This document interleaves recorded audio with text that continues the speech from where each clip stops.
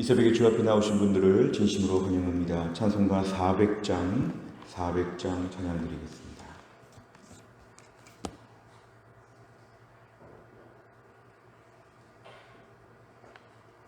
찬송가 400장입니다. 400장입니다. 험한 시험물 속에서 나를 건져주시고 노한 풍랑 지나도록 나를 숨겨주소서. 주여 나를 돌아보사 호히 품어주시고 험한 풍파 지나도록 나를 숨겨주소서. 권세 능력 무한하사 모든 시험 이기고 풍랑까지 다스리는 주님 앞에 비오니 주여 나를 돌보시사 고이 품어주시고 험한 풍파 지나도록 나를 숨겨주소서. 죄악기에 빠진 이 몸 캄캄한 데매며 부르짖는 나의 원 들으소서. 내 주여 주여 나를 돌보시사 고이 품어주시고 험한 풍파 지나도록 나를 숨겨주소서.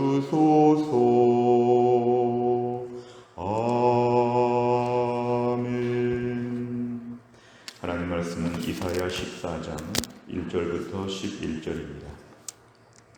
이사야 14장 1절부터 11절까지의 말씀, 구약성경 983페이지에 있습니다.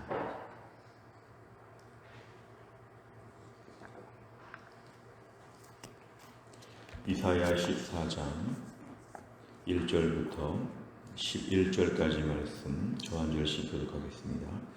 여호와께서 야곱을 긍휼히 여기시며 이스라엘을 다시 택하여 그들의 땅에 두시리니 나그네 된 자가 야곱 족속과 연합하여 그들에게 예속될 것이며 민족들이 그들을 데리고 그들의 본토에 돌아오리니 이스라엘 족속이 여호와의 땅에서 그들을 얻어 노비로 삼겠고 전에 자기를 사로잡던 자들을 사로잡고 자기를 압제하던 자들을 주관하리라.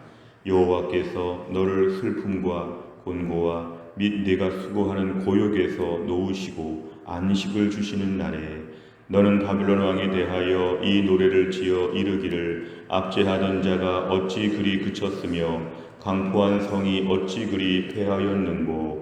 여호와께서 악인의 몽둥이와 통치자의 귤을 꺾으셨도다.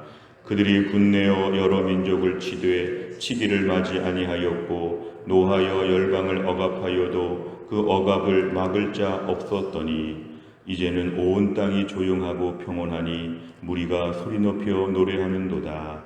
향나무와 레바논의 백향목도 너로 말미암아 기뻐하여 이르기를 내가 넘어져 있은즉 올라와서 우리를 베어버릴 자 없다 하는도다. 아래의 소울이 너로 말미암아 소동하여 내가 오는 것을 영접하되 그것이 세상의 모든 영웅을 너로 말미암아 움직이게 하며 열방의 모든 왕을 그들의 왕자에서 일어서게 하므로 그들은 다 내게 말하여 이르기를 너도 우리같이 연약하게 되었느냐 너도 우리같이 되었느냐 하리로다. 같이 읽습니다. 내 영화가 소홀에 떨어졌음이여 내 비파 소리까지로다.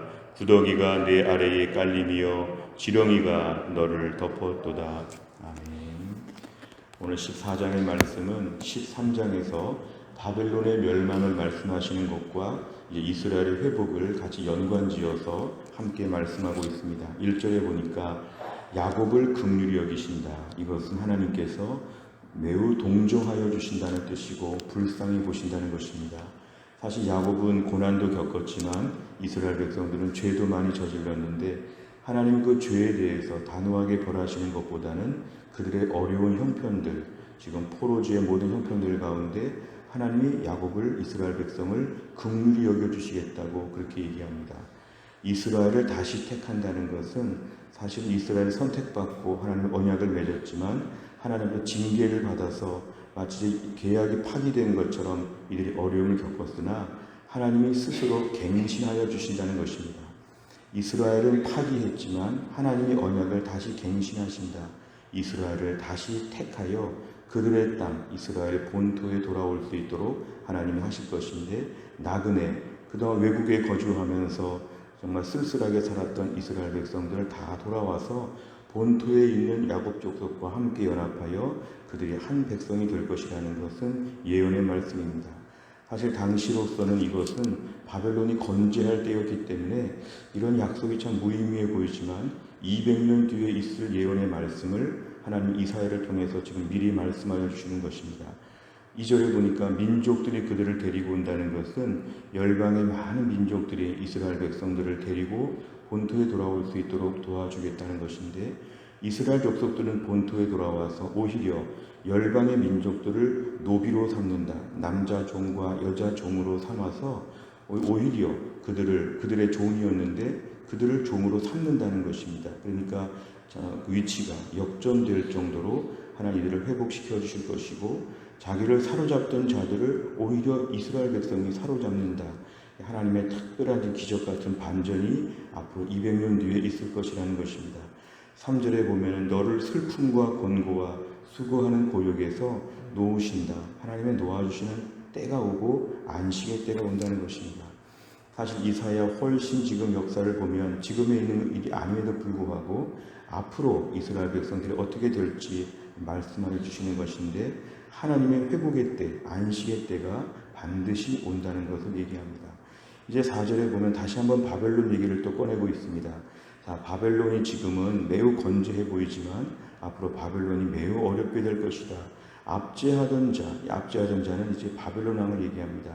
압제하던 바벨론 왕들이 다 그쳤다는 것은 죽었고 모든 게 중단되었다. 그 강포한 성, 바벨론의 모든 성들이 폐허가 되었다. 악인의 몽둥이, 악한 통치자들의 몽둥이와 통치자의 규, 이 규는 홀이라고 번역하기도 하는데 왕권을 상징하는 작은 막대기입니다. 결국 이 모든 것이 아무 의미도 없게 되었습니다.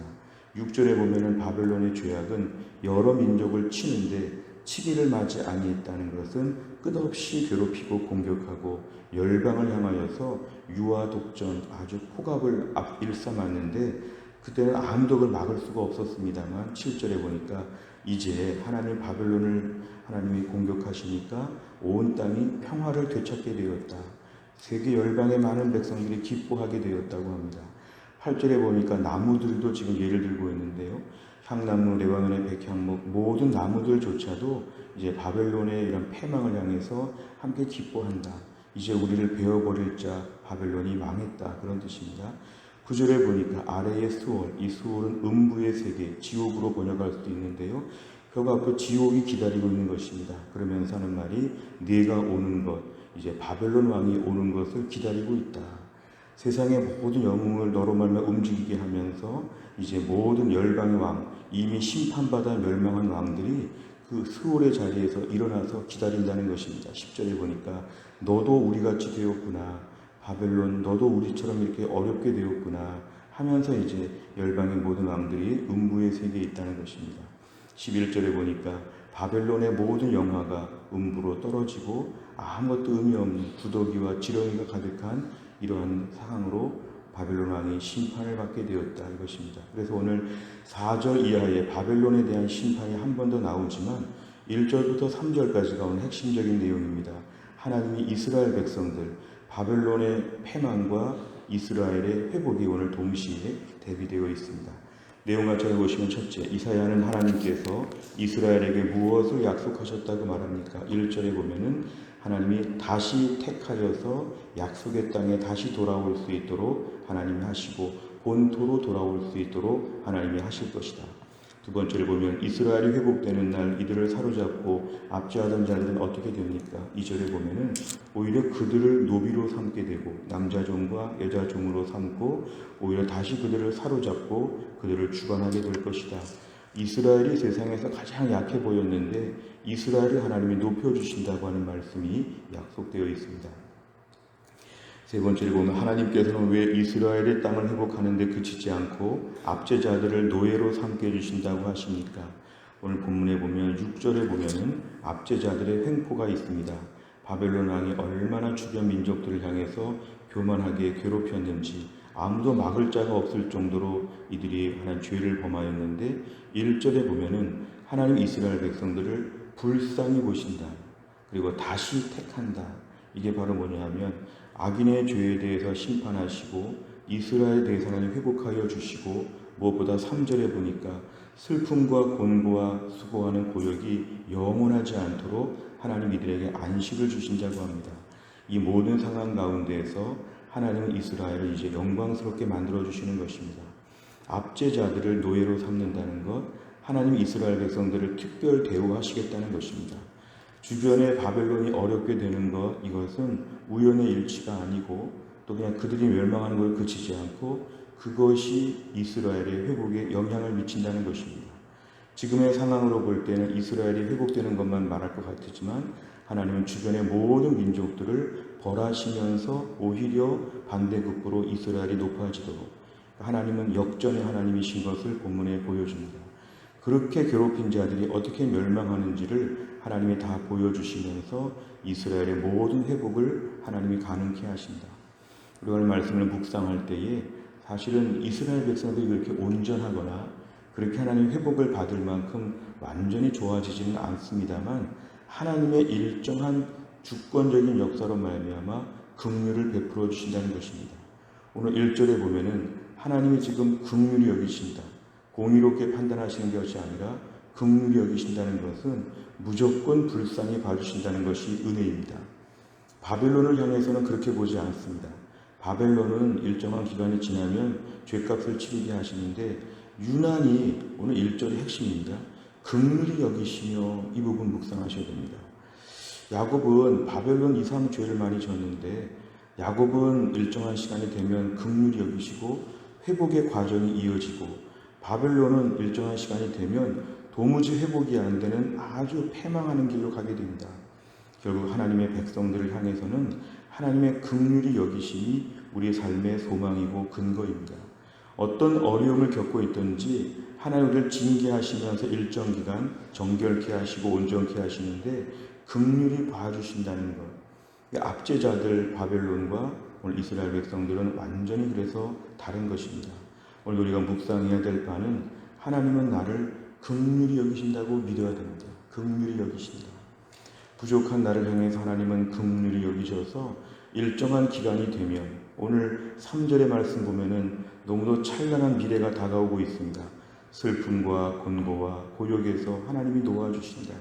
이 놓아준다는 말의 뜻은 하나님이 붙잡고 있다는 것인데요. 하나님께서 해방시켜 주신다는 것은 주권적인 하나님의 역사입니다.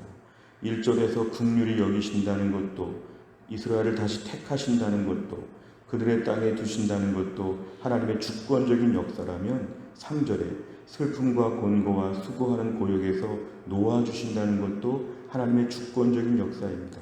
오늘도 하나님의 백성들을 향해서는 하나님의 주권적인 역사가 있습니다. 아무리 부족하고 아무리 고난받고 아무리 힘들어도 하나님께서 주의 백성들을 향해서는 끝까지 관리하시고 돌보신다는 것입니다.